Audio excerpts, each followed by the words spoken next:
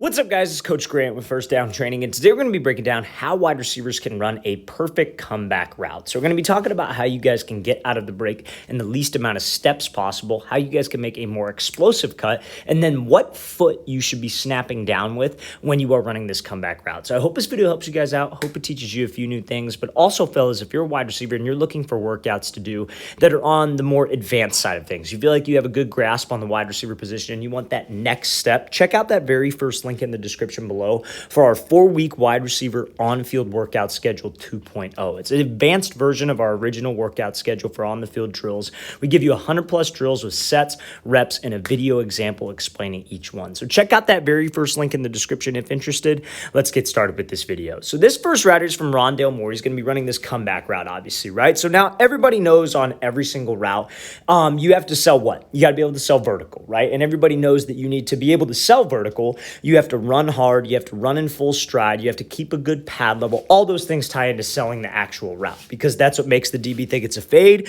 and that's what can get him to backpedal, open up and run, and get you more separation. Now, to make this perfect comeback break, to be able to get out of the route correctly, you have to do something called snapping down. So when you guys are running full speed, it's very easy for guys to say, oh, I'm going to run full speed, cut on a dime. But how do we actually do that? And that's by doing this right here. They call that a trigger step. Some people call it snapping down. Some people call it a violent drop of their hips. Any of those, it all means the exact same thing. But that hip drop, it is so important that it is violent and brings you to decelerate on a dime because that's how we can change direction when running full speed. Nobody would teach the snap down. Nobody would teach the hip drop if it didn't benefit you, right? Everybody would say, oh, just beat the drum, chatter your feet, because that's easier to understand. But this hip drop allows you to change direction while you are running as hard as you can to self-fade and get the DB off. Now, when you're running this comeback, right, this foot, like this inside foot that you snap down with. Now, I'm not saying the inside foot is always the foot that you need to snap down with. We're going to talk about when you would snap down with the opposite foot in a second. But like, let's say the route you snap down with this inside foot. The main goal with that inside step, that trigger step right there, is to be able to bring you to decelerate, slow you down. Now, after you snap down, this is where a lot of receivers go wrong. Their mindset is to not get their hips out of the break as fast as possible. They'll drop down with their hips, and then the second step that they take does not take a pivot step. So what is a pivot step? That's the second step. So you snap down, inside foot you snap down. The second step pivots you and almost turns at like a 45-degree angle because now when you pivot that second step, your third step can hook around and now your hips are getting down the break and you can drive off of that third step to push you out and get you some acceleration and some explosion out of the break. Now, does it always have to be 3 steps? No, it does not always have to be a perfect 3 steps. It is actually incredibly hard to do it on a perfect 3 steps. But if you take 5 steps, that's not necessarily wrong either. It's about getting your hips out of the break in the least amount of time possible, not so much steps. Now, Rondale Moore right here, he got out of it in 3 steps, and that's about the least amount of steps possible. If you take 5 steps on your break, that's not the end of the world. I would much rather have you self-fade until the last possible second, drop violently, create some explosion, and take maybe 2 extra steps, but be able to drive out of the break and accelerate to the ball, than have you slow down, worry about taking 3 steps and making sure you pivot and hook your feet correctly. Let's sell vertical, let's drop the hips, but the pivot and the hook step just sets you up in a position to get out in the least amount of steps or time possible. Now, the mistake that guys will make is that they'll snap down like this, and then their second step, their toe is pointed straight forward. So why is that bad? Why do we not want to do that? Why do we have to pivot my foot? Because when you snap down, toes pointed forward, your third step's going to be pointed forward, then you have to pivot, then you have to hook, then you take 2 more extra steps, and then you're out of the break. So that would be 1, 2, 3, 4, 5, 6, 7 steps at a break point.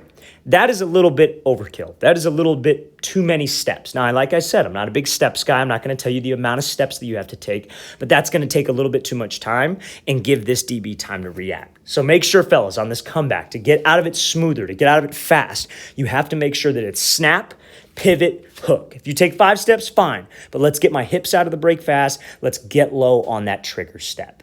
So now, what are we going to talk about next? We're going to show another example of this route, but a wide receiver snapping down on the outside foot.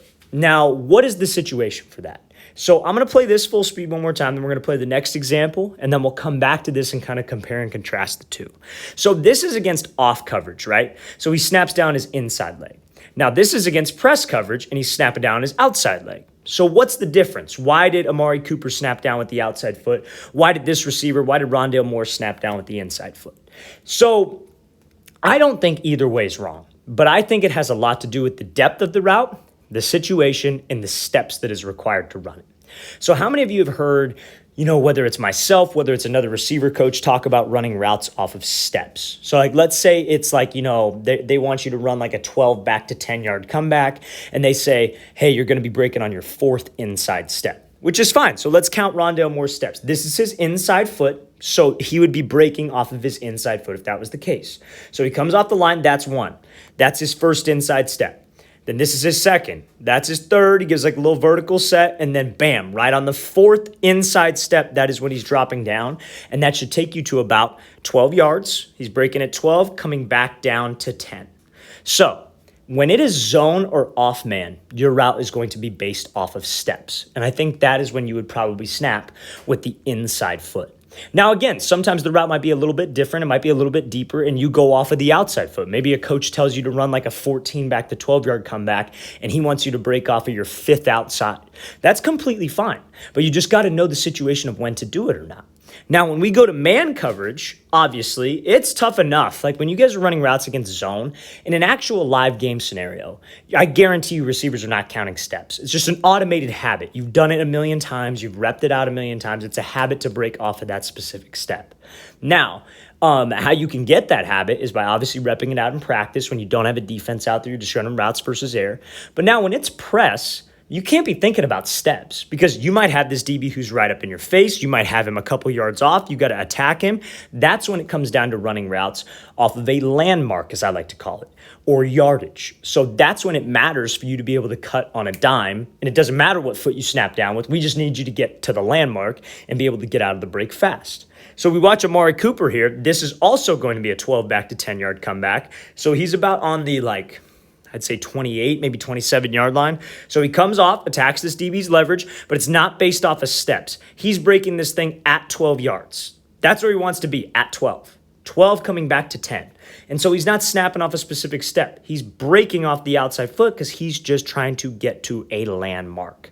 When it's man coverage, press coverage, it's about a landmark less than steps. So if you guys want to know what foot should I snap down with, when should I snap down with things, it's honestly based on where the depth is, the landmark, the situation, and is the route off of steps or not. That's at the end of the day what it is. So there's no correct answer to what foot you should snap with. It's all based on landmark and steps. Let's play this thing again full speed one more time. Great job by Amari Cooper here, obviously getting to the depth, pushing vertical, and then having that violent drop of his hips to get out of that break. All right, fellas, I really want to thank you for watching. I really appreciate it. If you guys got any questions at all, don't hesitate to leave those in the comment section below. We always appreciate the feedback. It's always great to hear from you guys. And again, fellas, if you'd like a more advanced wide receiver on-field workout schedule, check out that very first link in the description below. I'll see you guys next time.